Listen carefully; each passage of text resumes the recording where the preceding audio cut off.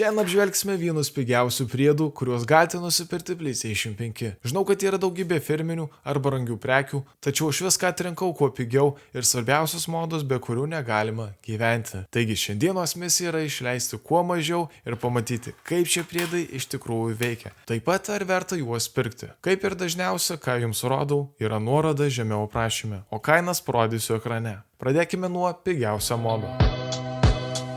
Taigi žinote, kad PlayStation logotipas konsolės šone yra juodas. Galite pakeisti jo spalvą vienu iš šių lipdukų, o tai turbūt mano pigiausias ir genialiausias priedas, kurio kaina yra tik 2 eurai už šios lipdukus. Tai puikus mažas pakeitimas, kurį turime padaryti. Tai štai taip pašalinkime dangtelį, tuo pačiu metu patraukdami viršutinį kampą žemyn ir ištraukdami per apačią. Pačiame kampe pamatysite šią puikią išpjovą su PlayStation logotipu. Galite pasirinkti bet kokią šio lipduko spalvą. Aš vėl noriu matyti tą retro PlayStation 1 logotipą. Tai atrodo nuostabiai. Dabar turime iš naujo įdėti plokštelę ir vietoj standartinio juodo logotipo dabar turime šį nuostabų retro logotipą, kuris matomas per dangtelio išpjovą. Ir žinoma, tai veiks ant bet kokių oficialių viršelių, kurių šone yra išpjova.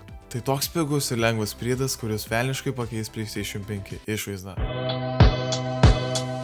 Praeitais metais Sony kaip niekad išleido labai daug įdomių DualSense pultelių spalvų, bet keisčiausia tai, kad visų vidurinė dalis yra juodos spalvos. Žinau tai, kad pultelių ardymas sunkesnis kaip niekada anksčiau, bet pasirodo yra viena dalis lengvai keičiama. Norėjau būtent pakeisti juodos spalvos pultelį, suteikti jam spalvumo, tad šioje dėžėje ir slypi jam kitos spalvos dalis. Išpakavus gaunamas pats faceplate'as ir atkabintojas. Juokingiausia tai, kad kaina yra 1 euro brangiau už PS5 mini lipduką. Kad lengviau išardyti ir nesulaužyti pultelio, geriausia pradėti nuo pačių kraštų, o tada nuo vidurio. O taip lengvai įsideda ir prašau. Taip lengvai jūsų mėgstamas PS5 pultelis įgauna dar kitokio įvaizdžio. Man asmeniškai kažko tikrai trūksta, bet prie pultelio antros modifikacijos prieisime vėliau.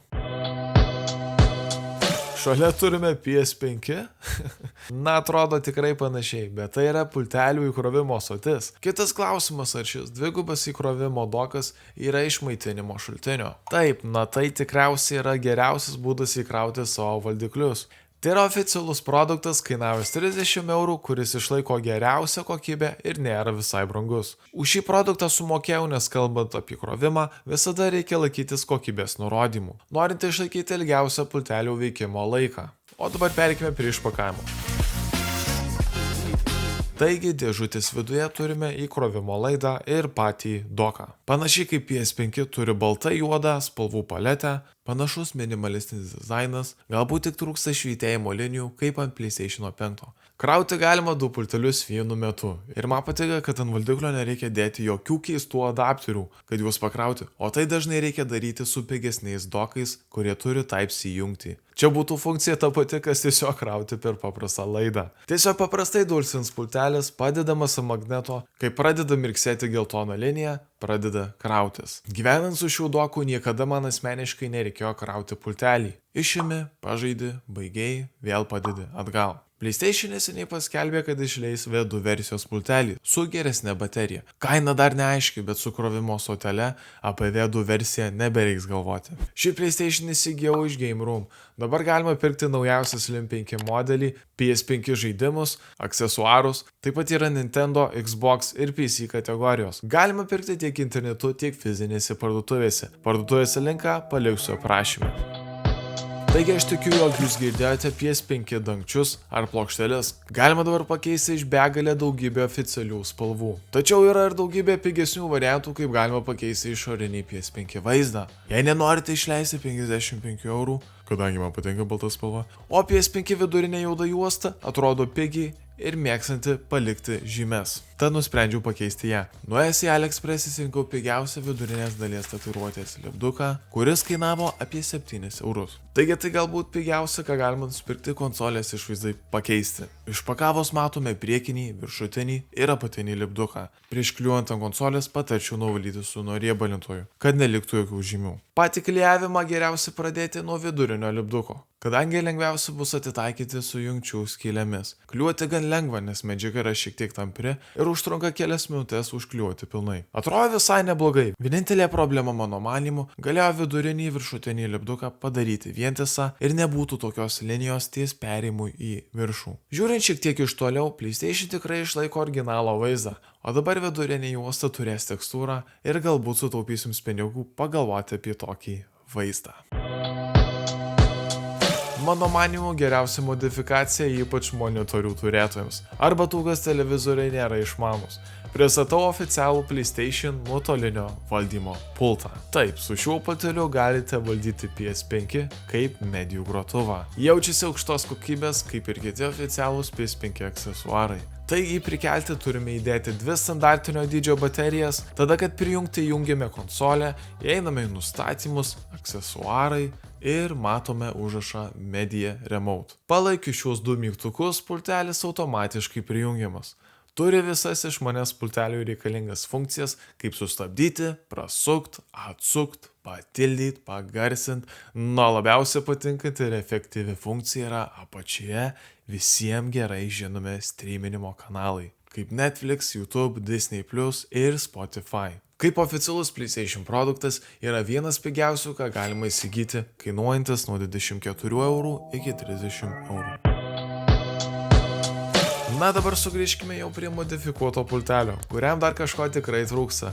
O dabar įtempkite visi kareiviausis, o tai yra Control Freak analogų keldintuvai. Šis plastiko gabalas padeda ir labiausiai naudojamas pirmos mens šaudyklėse, kaip Call of Duty. Komplekte yra 2 keldintuvai, bet aš asmeniškai kartais naudoju tik vieną, kadangi vienas taip išsikelia, kad toks jausmas, jog pultelio tuoj nejausi. Pačiame naudojimo principe jaučiama viskas taikliau ir labiau sugriebiama su šia guma. Pirkau jos labai seniai nuo PS4 laikų, kad net kainos neatsimenu. Kadangi pasilikai iki pat galo, dabar parodysiu šiek tiek brangesnį, bet mano manimo geriausią modą, kurį aš padariau. Bet prieš tai pakomentuok, kuri modifikacija tau labiausiai patiko, man labai įdomu. Neseniai susidūriau su problema, kai instaliavau Call of Duty ir NBA, kurio jau dabar nėra dėl šios problemos. Tiesą sakant, po kelių minučių beveik pasidėjau, bet sumontavus tikriausiai žaidimų nebereikės trinti. Taigi norėjau paimti vidinį SSD diską, todėl pasirinkau Samsung, nes nėra gerai pirkti diską, kuris nėra pakankamai greitas arba nesuderinamas. Dabar nors ir 1 terabaito ir 2 terabaitų yra techniškai geresni, už pinigus galime pridėti iki 8 terabaitų. Dabar 500 iki 1 terabaitų yra pigiausias pasirinkimas. Taigi pati konsolė turi 825 GB, o pagal nutylėjimą gauname iš tikrųjų 667 GB. Šalia savęs turiu Samsung NVMe M2 greitą SSD, kodėl būtinai pasirinkau papasakosiu toliau. Norėdami įdėti, tai reikia švelniai išimti PS5 dangtelį nuo disko skaitytuvo pusės, atsukti šį mažą varžtelį, išimti metalinį dangtelį ir paruošti įdiegti naująjį greitąjį SSD. Tiesa ta, kad pagal gamintojo SSD privalo būti su heatsink. Taigi galima pasirinkti jau su įdiegtų gamykliniu heatsink, kurio kaina yra ženkliai brangiau, arba galima, kaip aš, nusipirkau iš trečių šalių, kuris kainavo tik 4 eurus ir palaikys tą pačią funkciją. Iškelus SSD 30 laipsnių kampu, stumiama į vidų, štai tai vėl priveržiama ir būtinai vėl atgal uždedamas dangtelis. Dabar, kai pirmą kartą jungsite, turėsite suformatuoti diską. Taip pat galima ištestuoti galingo SSD greitį ir taip, šis naujasis Samsung SSD diskas skaito greičiau nei gamyklinis PS5 diskas. Ir jums bus klausimas, ar tai įtakos turės performance režimuose. Na, kiek pats stebėjausi YouTube, įtakos turi tik žaidimų pakrovime, bet tik keliomis milisekundėmis. Na, štai ką tik per kelias minutės pridėjome 1 terabaitą. Kalbant apie kainą, tai kainuoja tiek pat, kiek pirkti 2 PS5 žaidimus arba 3 žaidimus, jeigu su gamykliniu heatsink. Ir klausimas, kodėl pirkau būtent šį SSD. Kadangi tai yra NVMe M2 greičiausias skaitytuvas ir su juo galite ne tik laikyti žaidimus saugykloje ir taip pat tiesiogiai žaisti, kas negalioja perkant lėtesnės kartos SSD. Taigi tai buvo kai kurių pigiausių ir šiek tiek brangesnių PS5 prietaisų. priedų, kuriuos galite nusipirkti savo PlayStation 5. Kaip tu manai? Ar buvo kokių nors modų, kurių praleidau, ar tokių, kuriuos jūs dabar pirksite po šito video? Surinkime 500 laikų, kad pasirodytų antras epizodas labai greitai. Mano mėgstamiausia galbūt krovimo stotelė, kuri velniškai gerai tinka prie PS5 ir atlieka labai patogią bei svarbią funkciją. Ir taip pat SSD. Na, su jumis buvo Šioris ir iki greito.